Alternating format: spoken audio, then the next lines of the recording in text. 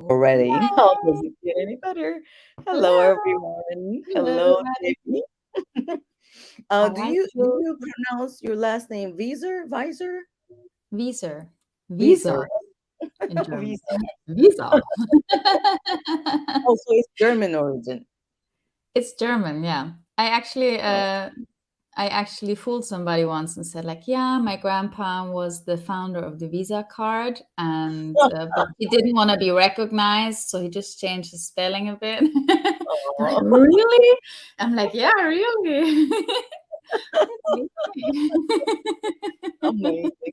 So, ladies and gentlemen, for those of you who are live now and watching in the future, today my guest is Devi Wieser, certified facilitator of Access Consciousness.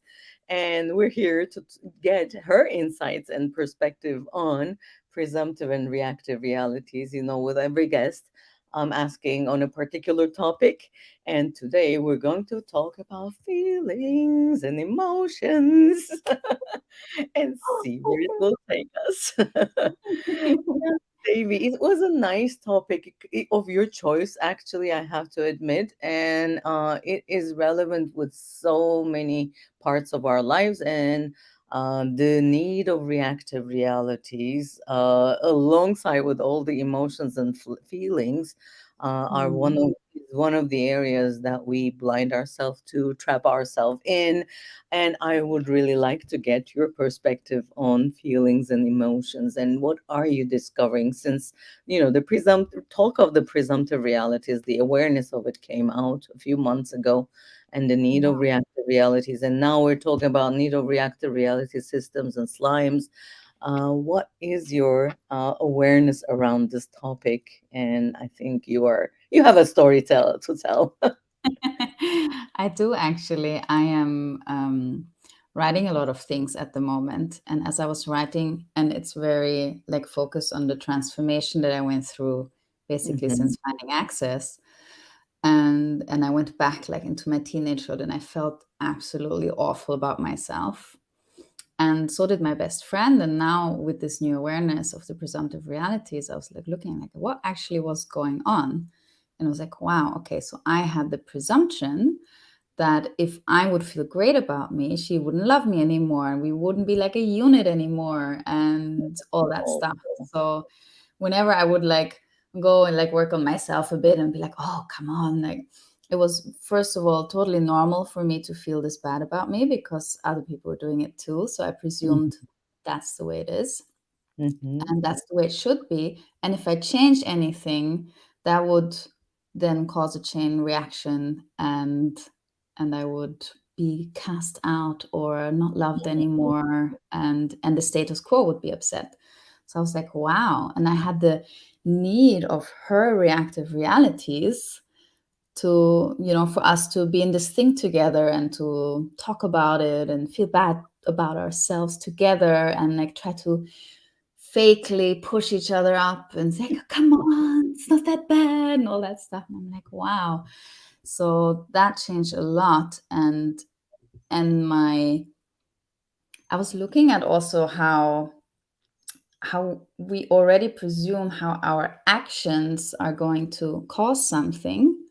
So we Mhm. go to our automatic reactions that we have experienced before, that are reference points of what reactions those will cause, and then we stay in the same kind of Yeah, loop, we stay stuck. yeah, and that's something we brilliantly learn from our well-meaning, sometimes not so much parents, right? Because Yes. yeah, Or cause our friends. yeah, and the outcome, or whatever is they require of you to react as, you learn to act that, and that becomes Yes. your fake identity, almost an image that you buy into. Yeah. And yeah. And the first thing that came out for me when the reactive reality is like the need of reactive reality, because I Mhm. obviously have been aware of reactions and stuff before, like, all this automatic stuff. But the need of this reactive realities was so like, oh my God, well, who am I to the Mhm. others without my reactions? They Yeah. need my reactions to stay the same ish, and I need my reactions to stay the same ish so that I can be connected to them in the same way. I was like, oh my God. Yeah. Yeah. So everywhere you guys have presumed you need to feel a certain way in order to have your reactive realities that keep the status quo. Do you want to destroy and create all that times a gazillion? Yes. Right and wrong, good and bad, pot and pock, all nine shorts, boys, poets, and beyonds. And how much do we really buy into the presumption that, oh, the appropriate way to react proves that we belong somewhere or we're being Mm, loved, or being approved, right? Have you had that? I mean, I'm sure I'm not the only one through you are, for sure. your life. Yeah, beginning with parents still. Yes, yes, for sure. And what a presumption that is, because often it's not true at all.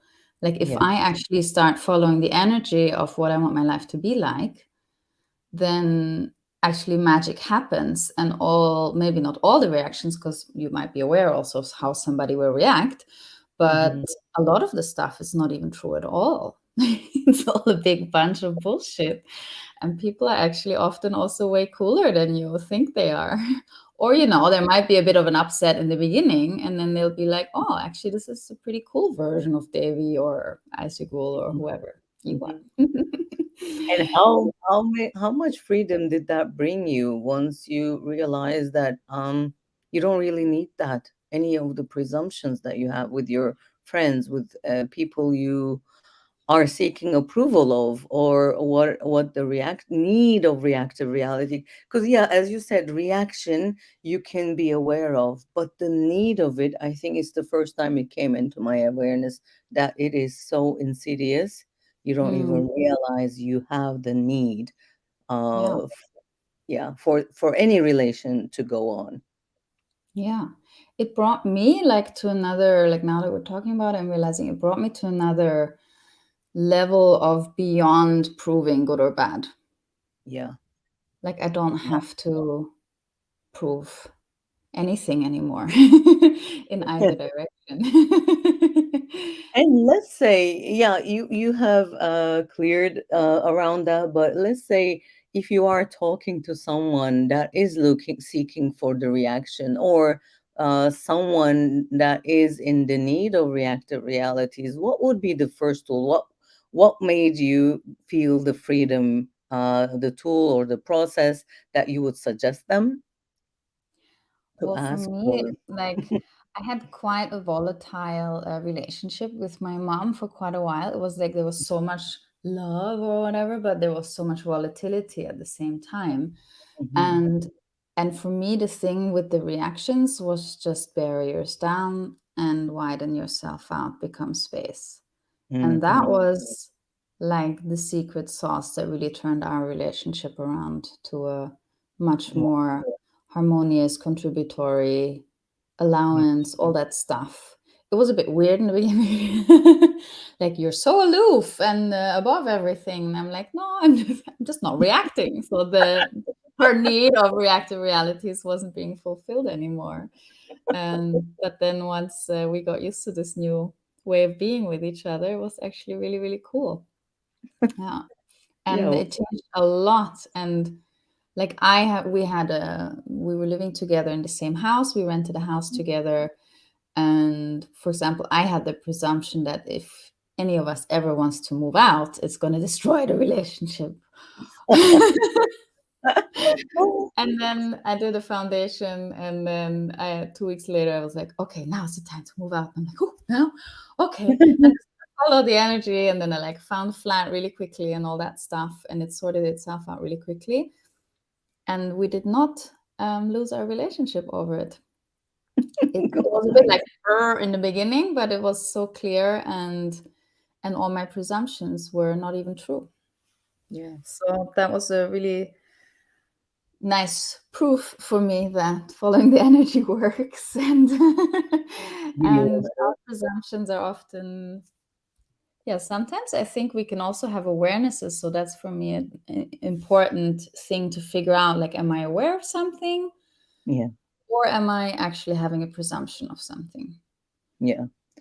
Yeah. And that is actually exactly what we spoke about in the morning with the first guest. He gave examples from his life about unawareness. But for those of you who are listening, if you are wondering if it is a presumption or an awareness, you can catch yourself by the way it feels, almost, I will quote unquote, if it is constricted, then you are presuming. If it's limiting, then you are presuming. The awareness always comes with expansion and lightness. Yes. Sometimes, yeah, aren't we Mm. judging ourselves more with all the awarenesses, actually, thinking that there's a point of view or judgment or a presumption? Aha. Yeah. And how Yeah. different are you? It was interesting. You said, sorry, you were going to say something? You were mentioning about how your mom reacted to you being space, how different you are in her reality, and we don't even realize with all these presumptions. Not only do we limit ourselves and limit what we can create alone or with the relationship, how different it is. That momentary reaction, in order not to receive that, we go into a lot of presumptions and try to act according to those presumptions. And how much freedom did you bring to your mother as well, not just you? Yeah. True. A lot. A lot. And also we're so taught, like I did all kinds of spiritual modalities, like since I'm a small girl. And it's always like, you have to put this filter and this wall and this Oh, yeah. glass cheese hub thingy, Father. like to protect yourself. And I could literally watch as we were arguing. If I put my barriers down and became space, there was no wall to hammer against anymore, and it would just poof, like dissipate most of the time pretty quickly. Like sometimes it would take maybe a few minutes, but usually it was like, oh my god, I was like, this is magic. Everybody feels Yeah, this. this is true magic. Yeah. And also with this spiritual stuff, people think, okay, so either I'm like spiritual and I follow my feelings, or I'm skeptical and I follow my logic. And it's like you have these two choices, and just Mhm. following the energy is totally left out of the picture. And that is like also so beyond the presumptions. That's also what I so much love about energy pools. That's why I love doing them so much, because Yeah. you're not presuming what's possible. You're not presuming how it's going to come. You're not presuming who you have to talk to or what you have to do and be. It's just pure out of presumption and out of reaction also, like, because then Yeah. you're just like, oh, okay, so I have this and this desire, and what's the energy of it? And then you can feel like, the energy is like this. So like, okay, is this even my desire? Am I reacting? Like one of the huge reactions, because you were talking about parents earlier, is also this, either I choose to be like my parents or I choose the opposite. But then you're Mhm. never choosing for you. Like what's, Exactly. it's like you have these two choices. Yeah. And then if you just follow the energy of your desires, it's Mhm. yeah, it's so cool, because you don't have to know exactly and presume and like figure it out and be logical about where stuff is gonna come from and how you're gonna do it and make it happen and all that stuff. Yeah. Yeah. So everything Or that brought resist. to everyone, do we want to pod and poke all that and destroy and uncreate Yes, it? please. Okay. Right or wrong, good or bad, pod and poke all night, shorts, boys, poets, and beyond. Oh my God. I cannot imagine anyone not having anything come up when we talk about parents, right? And the Yeah. yeah, and how much of resistance. I was a rebellious child, just like you mentioned. Actually, how much limitation does that create? Also, you think that you're getting free from your parents, or it doesn't matter what age you are, there is still a rebellion inside of you unless you clear them out, unless you really face them. There's still a rebellious part of you still reacting. Even I work with people, whose parents have deceased. There's still a reaction and a resistance and a rebellion to those who are not even living anymore.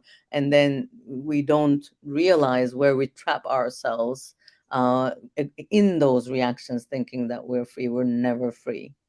Maybe Yeah, whatever we are going to react against will be this one choice that will expand our life if we didn't react to it. yeah. And the funny thing is, actually, we're free the whole time. Yeah. We just don't know it.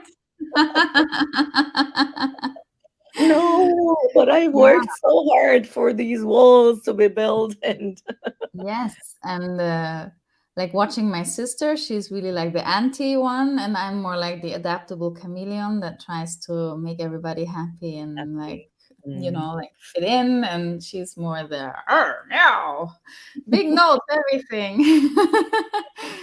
And both of them take a lot of work. Both versions of that choice take a lot of work and And effort. no wonder we talk about feelings and emotions as distractor implants in access.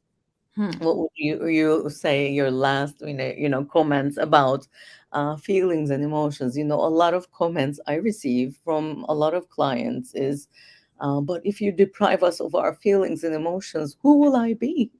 Hmm. Yeah, we identify with it so much, and we make them very significant. Hmm. That's like the with the logic and the feelings, Yeah. emotions people, like the emotions and the feeling, like you have sharing circles, and oh my god, and it's so important. And also, people should base their choices on their feelings and emotions. And like, Hmm. where does that lead? Like, I've been there and done that. It definitely did not, and then you go against that. You're like, oh, okay, this is not working. I have to be logical. And then you're like, okay, this is not fun. Okay, I'll go back to the feelings. Ah, this is not working. I'll go back to trying to be logical and figure stuff out. And like, you know?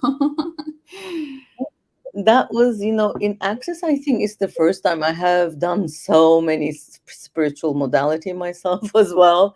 And I think it's the first time in Access I have heard of feelings, emotions, and thoughts being distractor implants and lower harmonics, as we say it, Yeah, and infinite beings being perceives, knows, bees, and receives. yeah, That exactly. when I first heard that and read it, I think it was the first time I read it in a book. Probably the book by Dr. Dane here, being You Changing the World. That was my first. It freed me so much. Like, oh, that's what it's creating. And Yeah, if you haven't read it, I strongly suggest reading "Being You, Changing the World," and there are classes about it too yes. around the world. It's my Some one first of the book, and yeah. that's what got me to access that book. And there was Be- like, and I was a bit like, oh, not another modality, like get away from me. And then it found me on a toilet, and then I was like, oh, Whoa, oh. amazing. Do you have any classes online or coming up? I have an energy pulse coming up. I'm like the energy pool girl. So I'm launching something pretty big. I have a free workshop coming up, opening up into it, create, Mm. what's it called? Unlock Your Dream Life. Beautiful And name. it's on my profile. You guys can go and check it out. And yeah, we'll be starting the energy pool revolution very soon in May. Amazing. Yeah. And for I'm sure most of the people who are in knows it already, but you can find all my guests in accessconsciousness.com under facilitators. You just write Devi Wieser and you will come across her name and all the classes that the facilitator is facilitating and upcoming. It's a pleasure to have you here, Devi, and thank you for Oh, your thank you for beautiful the conversation and invitation. insight. You Thank you and so see much. you It was so much somewhere and hug you. Thank you. fun. And see you Thank everyone. you. Bye, everybody. Have a beautiful evening. You too.